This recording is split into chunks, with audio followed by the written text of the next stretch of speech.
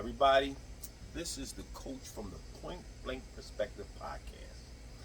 And I told you guys that I'm going to start talking about marriage. And my first guest, we talked a little bit. You've seen it before, but my first guest I'm going to interview would be only right. I interviewed my wife, Mrs. Rice.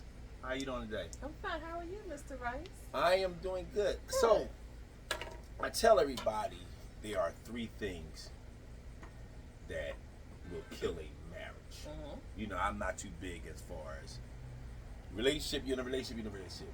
But you know, we big on marriage. So, what do you think the three things is that will kill a marriage?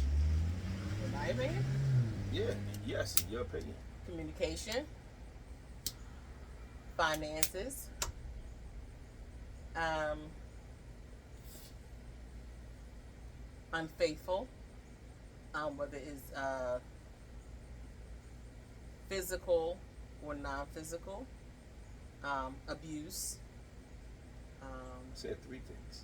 Oh, I'm sorry, because I can go on. My bad. When you say non-physical, what do you mean when you say? So, I mean, you have an emotional affair. An emotional affair through texting, Okay. you DMing somebody, whether it's Facebook, Instagram, whatever social media platform that you're on. Okay. Or you, because it happens in the workplace a lot. Okay. Where it starts off with just a little, a little flirt, or it's my work husband, my work wife. Yeah, no, that's a no-no. And you have to be careful, when you do that, because feelings can get involved in working, having a background in HR. I have seen that occur. So yeah, it's always more than three factors, but those are just some of the tidbit factors beyond three. So let's get into that. As you like to say, let's unlayer that. Unpack it. Unpack it. Unpack Okay. it. Let's unpack it. So if a person, because I don't want to just say Right. man or woman, Generalize it. but if a spouse is having a work husband or wife, and that woman or man come up to the job site, the job, and act like a fool, is that person? You mean the spouse who comes up? Yes. Is that person wrong? I mean, there would have to be a justified reason for you to just come up and just act a fool, unless there's signs being shown. Okay. Now, if it's like where the husband and or wife, really significant other, because you can't even make it Right. gender focused, Right. has met the person. First of all, your spouse should have met the person, in my Okay. opinion, Okay. to get a better, to check the person out, to have not have any questions, or just have an idea to get to know the person, to see exactly where they're at, because it could be where, like you said, you're saying a work husband, work wife, where the person is not heterosexual. Let me just say that. So Okay. there's no real threat there. Okay. But again, I don't think that's appropriate. You can say work brother, work sister, Okay, I'm with something you. like that. You Okay. have to be really careful. Like I said, that work husband only got one wife and one husband. Right. No matter what your sexual preference is, Gotcha. that's it. Okay. Going up there act the fool. Again, that's only if you was given a actual justified reason. Now, if you're just Insecure. insecure, you're gonna go up there insecure and get your feelings hurt, or you can cause your spouse to lose their job, Okay. or open up a case with the sexual harassment, or it can go even further. So you need Gotcha. to really be careful when you do that. Mhm. And again, that's where communication comes in. That we always talk about that's very strong, and Yeah. that's very strong, Yes. It is. especially in our relationship. But you have to have those hard, tough conversations. You should not give your spouse a reason to not trust you, Right. especially in the workplace. Because Right. you work with people from all walks of life, male, female, whatever, different ages, different generations. So you should never give your spouse a reason for them to come up and act a fool. Gotcha. Now we're talking about one of your three things, because my three things is communication, the lack of respect, and money. Now I don't know if I told you this about this Indian lady. Did I tell you? Where the Indian lady was like, well, there's another one. And I said, well, what's the other one? She said, sex. And I said, no. Well, no, there can be deal breakers in some marriages. What was her reason? When I told her no, she said, well, what is it? I said, well, ladies have toys and we have our hands. So it's not even, so that's not really that's not something that will sit up there and say, oh, this marriage is over. No, it can if the person is a sex addict. You gotta dig deeper. You got to dig deeper. Well, I was only doing 3. No, but what I'm saying is when she mentioned sex, it's probably because she didn't dig deeper into the reason why she chose that reason. She may not have even thought of that, but I'm always going to think deeper. Right. And the sex addiction is definitely real. Pornography is definitely real. We talk about in church and stuff like that. So sex, people just think the physical act of it, but no, it's watching porn, being a sex addict, swingers, even if you're sponsored down with the swingers, stuff like that. That's. Are you down with swinging?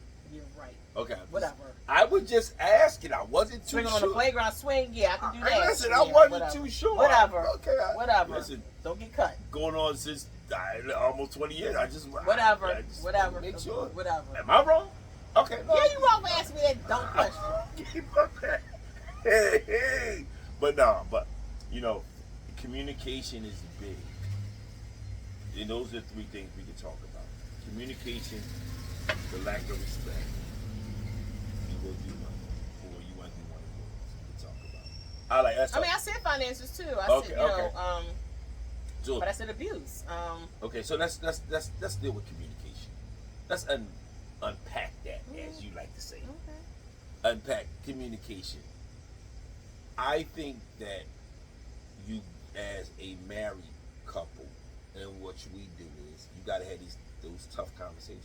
Mm-hmm. And someone may get hurt, but I believe even if hurt or offended, both. I could be hurt what you said. I can't believe I'm hurt, and then I could be offended that you accusing me of the act or whatever you want to accuse me of. So that's why I can say both. And a lot of times, as we talk, you're going to have those times when, okay, we got to have this conversation. It's how it's being said. Right. Said, your tone. Right. Because there's sometimes you said to me, Freddie, watch your tone. Watch your tone. And I'm like, okay. So. Sometimes you say, okay, well, I didn't. You're going to play victim. Yeah, no. You said it, you did it. Right. Sit in it. Right, and that's what a lot of people, when it comes to communication, they don't want. You gotta sit in it. You gotta own it. Right. Even if you didn't realize you did it, just own it, because that you wasn't the offender. Mm-hmm. People say, that's not what. But you're doing it. You're doing it now. Right. People they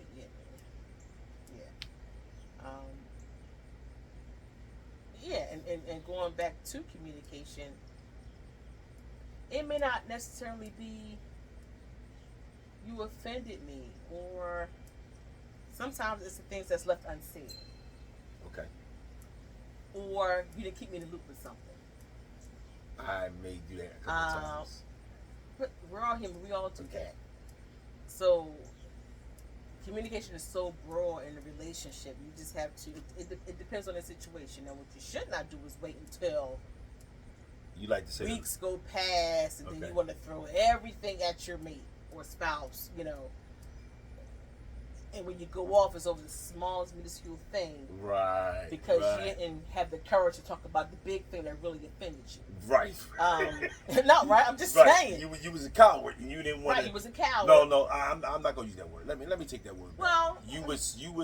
I believe the reason why, and it's just my belief, why a person may not have that conversation, because they have somewhat of an idea of how that person is going to react, good or bad.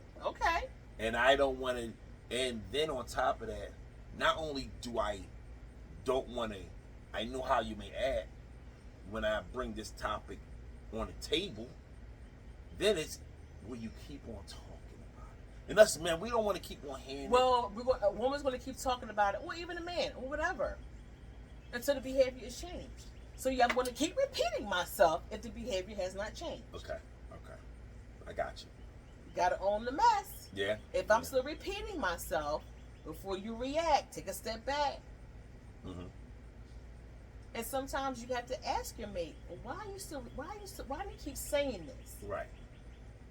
Or doing this. Or doing this? Well, it's because your behavior has action speaks louder than words. You can keep saying, I'm going to do better, I'm going to do better, do better. And you turn around and say you do the same behavior. Right. It's all about behavior changes, and you have to also intentional behavior changes. Right. Not temporarily, and then you go back to being a jackass 2 weeks from now. Right. And then I'm going to go back and repeat myself again. Right. Or you don't want to say anything because of material things you get from your mate. And you think you're going to lose out on that. Screw materialistic things. Right. Because then that's then you're really not using your voice. So you rather sacrifice your happiness for materialistic things than speaking your truth to your spouse. Yeah, if I want to live in a certain lifestyle, yeah. So that's what I'm saying, right? But you're hurting yourself. You're still really sad on the inside. You're suffering in silence, as I always say. I know, but my self gratification. Right, but you're worrying about things. But after a while, those things were out. Right. And now you stand there with these things, and you look over, and your marriage is still in trouble. But you're still sad. So now you put Right. this mask on because you want to feel like everything is okay, and your self-esteem is crushed. Right. You can put on makeup, perfume, whatever, with the guys dressed nice or whatever, but your spirit is crushed. After a while, that doesn't mean anything when it comes to materialistic. But some people are okay with that. They'd rather have 50% than nothing at all. Right. And I believe that, not to cut you off, that when the person realizes what they're doing, it depends on what the subject is. They'll just keep on. Once they know they crush, right, exactly. I'm gonna walk all over and top. Then after a while, it's gonna be your fault if you keep tolerating it. What's the new thing that got boots on the ground, something like that? Mm-hmm. It's gonna be boots all on your face. Waving that fan. Wow. All on your face. All on your face. Boots on your face. Yeah. Boots on the ground. Waving the fan is in your face. No. Right.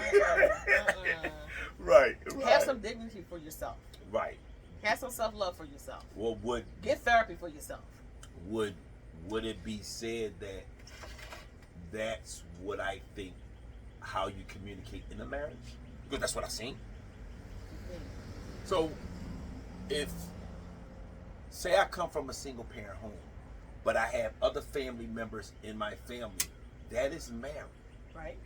And which we know now is not a healthy marriage, but as I'm growing up as a little kid, the marriage you saw wasn't healthy growing up. Right. Okay. As I know now, that ain't really healthy. It wasn't healthy at all. Right. But while I'm looking at this and I'm in this, this whatever you want to call it, it's healthy to me. Your parents are being healthy. Right.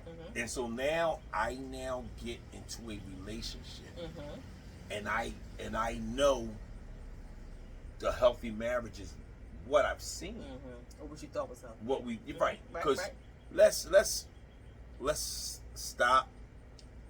You only know of something of what you've seen it or where you was taught. Right, product of your environment. Right. So if a lot of times people are not in healthy relationships because one of what you said, they settle, or man, this is what I seen. Right, this is what I know. Right, this is what I know for a relationship, for a marriage to be that way. Right. And this is how they communicate it. It may be physical. If that man or woman is physically, mentally, or emotionally beating me up, they love me. Right. I think that is crazy. Because it goes back to what you said. Where's your self-esteem? But if I know this is what a marriage is, then this is what this is what I do. I do it. Right. But and with that, everybody's enough is different. Right. Some is here, some is here, some is here. Some people's enough is at a 2. Mm-hmm. Some people's enough is at a 5. Some people's enough is at a 10. God forbid, but enough shall be when the person is dead and gone. Because you didn't love yourself enough to leave that man or woman. But sometimes people stay, especially if children are involved. I hate that. I hate Well, that. yeah, because you're that passing on a with a passion. generational curse. Right. But somebody could be so afraid they don't know anything else, and they can have a whole lot of male family members in the family, and won't even tell them because they're afraid of, well, they may kill him. The hell with that. Mm-hmm. You have to have the courage. I've never been in that type of relationship, thank God. Neither have I. But I have supported other women who went through that, Okay. and I was able to help them get out of it. But I see how it's hard. Can I see how you it's hard give me one tool, or when you? You have to ask for help. Okay. So, would the first thing be that you have to realize you in this situation? They already know they're in this situation. Okay. The hard part is trying to figure out how to get out of it. But a lot of it comes from shame behind it. Okay. Because they think they're going to be judged. Why did you stay? Mm-hmm. You think about the kids is in danger. It's the shame behind it. Right. Especially if there was ever, because sometimes people get abusive relationships and they was never even exposed to that growing up. So it's like, where did they get that from? Gotcha. So that's an additional shame. Like, I was never exposed to that. Uh-huh. How did I get here? Mm. You know, shame. How did you get there? Shame. Okay. Shame is a lot of pressure on people, especially in the Black community, where you did certain things, you felt shameful for doing it. You ridiculed. You People judge you. Judged you. You was defined a certain way, and it may not have been about abuse, but something else that makes it feel like, well, if I got chastised for maybe not having a good report card, or I had B's instead of A's, why would I tell you I'm being abused? Especially if you're very judgmental. Right, exactly. We've come from, like, we're Generation X, so Who? we're Generation X. Okay. So where baby boomers came from, they put a lot of shame on some Generation X's and millennials. Okay. Whether the baby boomer was the parents of us or the grandparents of the millennials, or both. Okay. So that's where the generational curse is coming at. And it's up to not the baby boomers to stop the generational curses. It's up to Generation X and millennials and so forth later on, generations to stop those curses. Gotcha. But, and again, not to hate on baby boomers, but because the generation before them was the silent ones, nothing was ever shared with them. So they only learned what they knew. You know what I mean? So it's up to us and younger generations to stop that curse. But people are afraid to look into that mirror because that's a very hard look to do. But you have to want it for yourself. You have to love yourself more than anybody else outside of God or whoever you may serve to do better for yourself and or your children. Right. And so when it comes to kids, that's the part I do not like. I'm staying in this relationship for kids. Well, because that's all they know. They think they can't get any better. Okay. It's a mental thing. It's hard to get through that person because again, if they think that's the best that they can do, or they think that person loves them. Right. You can't change the person's mind on that. Only thing you can do is just be supportive of them. Okay. So the coach is saying, and Mrs. Rice is saying, see if you can get some help. Will we say counseling at the same time? If counseling and or therapy. Okay. We're not medical professionals. No, we're not. Medical professionals at all. No. I just doing it based on experience. Just at least tell someone. Right. At least one person who you definitely trust. If you're part of a church, any religious organization, tell somebody that you trust. It doesn't have to be the pastor, the deacon, the deaconess, but tell somebody who you know who you can trust, and maybe that can help you. You know, again, it's the shame behind getting therapy. There's nothing wrong with getting therapy. You can have therapy and Jesus at the same time. Right, and in the black community, it was always taught It was therapy shunned upon. was shunned upon. Shunned upon, and it's not. And some, you know, you may need it in the situation that you're in. But also need it in your marriages too. You Right. can have individual counseling and you have Right. counseling together. Right. But sometimes, and that's something that we have just learned, just being in you know, marriage counseling and therapy and things like that, is you, what you should do is heal yourself before you become one Right. with your husband and or wife. You know, people get marriages and they're not fully healed, so they bring Right. they're bringing their past into the marriage now, and you're attacking your spouse for something that somebody else did. Right. That's not healthy at all, That's not healthy or good. and it's not fair. Right. You know, It's not fair to that spouse no, not at that you all. are attacking them. Based on what others did to you. Right. Yeah, we can go on and on Right. about this, but that's where communication comes in. But we also just learn, you know, through our church and our marriage classes and marriage retreats and things like that, is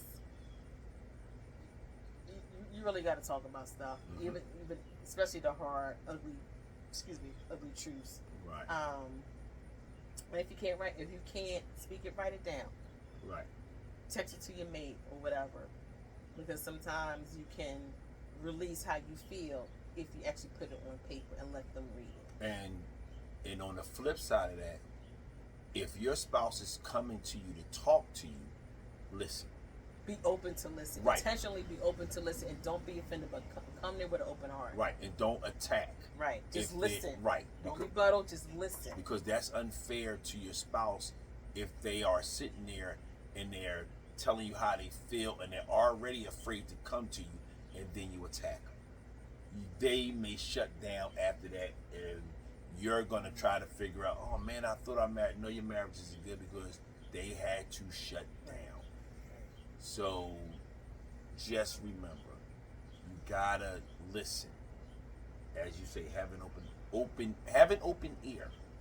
And heart to And receive it. even if you have a coffee with you or whatever, and if you want to say something, take a little drink. Take a sip. But just keep your mouth shut. Right. So Because that your mouth will get you in trouble. yes, Because you can't take it back what you say. right. Yes, that would be true. Your mouth can be very pleasant, or your mouth can get you in trouble. Yeah, the power of the tongue can cut deep. I don't know what that scripture It is. make you feel good too. Okay. All right. Help them, Lord. Okay. Now, when we're talking about respect, that's big too. Because a lot of times, respect it's not even tricky. It's, I want you to respect, but you can't no, let me take that back. You can demand respect. No, but respect is earned. You can demand it all day, but if you don't earn it, no, I'm not giving it to you. Okay. It's earned. Okay. Why you say that? Why you say it's What earned? you mean it's earned? You don't just flat out get respect. No. You have to earn it. Wait a minute. I'm the man. I'll beat my chest. And my back will beat you too. Well, she's not talking about me. The hell? She's not talking about me because we show each other respect. But there are some spouses that will beat their chest and feel But it. that's abuse. That's a form of abuse. Okay, and that's not a form. That's not respect at all. No. Oh, You're a clown. okay. Let's get started on that. Okay. No, you ain't listen. The emotions, you ain't got to start. You ain't got it.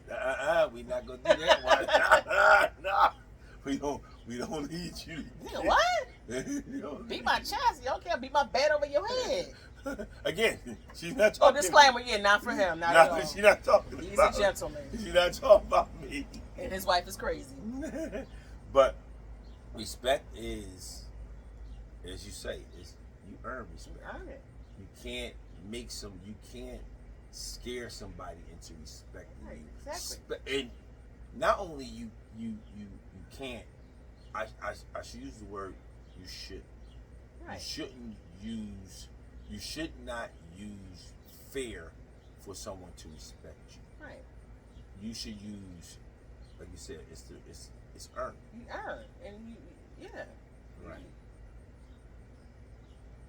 So all of y'all out there that's showing fair, then that means your communication. I think when you show fair in communication, you don't know how to. When you show fair, as far as respect, you really don't know how to communicate. No, you don't. And again, that comes from your imprints. Yes. He was always taught. Right. You know, imprints, and you know, product of the environment. But again, that's where you have to go to counseling, and you gotta try to fix yourself and check yourself. Right. And the third thing we want to talk about is money. Okay. That's big. That can damage a marriage, especially if the person that supposed to be in charge is not very good with money at all, and they are just messing money up. Remember the time when you sat there and you told me about bill pay, and you're like, Freddie, you need to do bill pay. I was like, what's bill pay? You know, I was like, oh shucks, I didn't know about it. Said it at the beginning. Right, I did not know about it, and I must say that's one of the. Give me fist pump. Because you wind up overpaying bills. We still got a PGW bill credit of $500 something. Buyers not working and living in Philadelphia anymore. We still got this credit sitting there. Can't even use it. So, money is big in some marriages. Relationships, period. No, I just like talking about. Oh well, yeah. I like to just talk about marriage. Yeah. Especially if I go into this marriage for money, monetary gifts. I'm going to get this. This person has this status. I'm only going to marry you so I can get what I want. Oh yeah, that happens all the time. Right. You know. Right. Yeah, I might not like you, but I like your money. I'm just saying. Well, I have no money, so I know you like me. I like you a little bit. Okay. It's a little bit she like me. I will take that. So. I'll let you make it doing this podcast. Huh? I said, let you get some money after making this podcast. And you finally get that big deal. And I'm still claiming. Oh, gee. It ain't gonna matter. I'm gonna be retired by then anyway. Big deal. But so I just wanted to come along. I may bring her on again. You want to talk more about communication? I no, you said finance. We can still talk about finances. I'm listening to you. I mean, I agree with what you were saying. Okay. People, people get in marriages for financial and yeah, and it's good for them. Or, cause I even when I used to do weddings and I used to see people marry the person had money, and I think I've seen you a couple times. Yeah, there's no love there. Right. I don't even feel it. I don't even see it. They like each other, but eventually, sometimes they wind up being in love with that person. Eventually, because they realize, oh, this is hard work. Yeah, right. Give and take. Right. But you also see it where people want what others have. Because they think that well, yeah, they doing well financially. I want the same thing or something similar to it, and that's not always good to do because, especially if the person does you really, really well, they can see it. Like, really, right? Like, and I never wanted. But you don't really know how hard the other couple probably had worked to get to where they're at. Right, and that's they probably worked hard together, where they both didn't really have any money, but they built not necessarily an empire, but they built financial wealth together. Right. And then you're seeing the end result of them, the fruit of their labor. Right. That's what but you didn't see where they had started at. Right. You don't see where there may be arguments or someone staying up late at night exactly. and they barely get the sacrifice. Absolutely. And a lot of people don't want to. When they come to finance, they don't want to do the hard work. Do not want to sacrifice. Yeah, they don't want to do the hard work. You know what? Again, I don't like talking. I just like talking about marriage, but it always, for me, it's sad, and I'm going to use because it's mainly ladies. It's sad when I see a woman that says, you know what, I'm doing all this by myself. I don't want to do it no more. I want you to pay everything. You hear me? I don't want to work no more. Now it really becomes sad when they sit up there and the person goes through all these years of that, and then 50s when that man passes away, the woman may not have worked, and now it's. But that could have been an agreement between. No, I get it. The husband and wife. No, I'm not saying that. It's this. The part that is sad to me is when that person died. That was the breadwinner. Okay. And now they're lost as far as, oh shucks, what am I going to do? What you mean? What you mean as far as not knowing where the paperwork is at, or just in general, because they sat up there and did everything. The person that was the main breadwinner did everything himself. So that's, you understand what I'm saying? Kind of, sort of. Right, where it's okay. You know what? The person passed away now. Right. So now it's, oh shucks, especially if they're kind of young. Oh shucks, now I gotta get out and get this job. Now I gotta get out here and do this. But that's not their fault. I'm not saying that. I say that I'm sad when I see it. Oh, you're sad when you see it. I'm sad. Right, because they don't know what to do. Yeah. Right. Yeah. And they're in this situation where it's like, you know what? I'm sad when I see that because I'm just sad. Well, it's sad either way, whether there was only one breadwinner or it was two people in the marriage working, because you still lost a spouse no matter what, which is priceless. The hopes is that if it was one breadwinner in the house, the spouse knows how to retrieve everything. Okay. Have access to everything. Right. Whether it's to the lawyer or you got the papers at home and save, things like that. Right. It's hard when you don't have access to those items. Gotcha. And you can't, you're unable to complete business, as I call it. Okay. The financial business. But again, that's part of financing. That's also part of communication, right? Right. So you have part of the right. Two of the three. Right, exactly. Two of the three. One thing we all guaranteed to die. Right. We know how to access our stuff. In the safe. So that's 2 in 1. Finances and communicating. You have to communicate. And that's where the respect comes in. That's where the respect comes in. So you got all three. All three together. Exactly. Right. Because if you ain't got all three of them, something's gonna fall.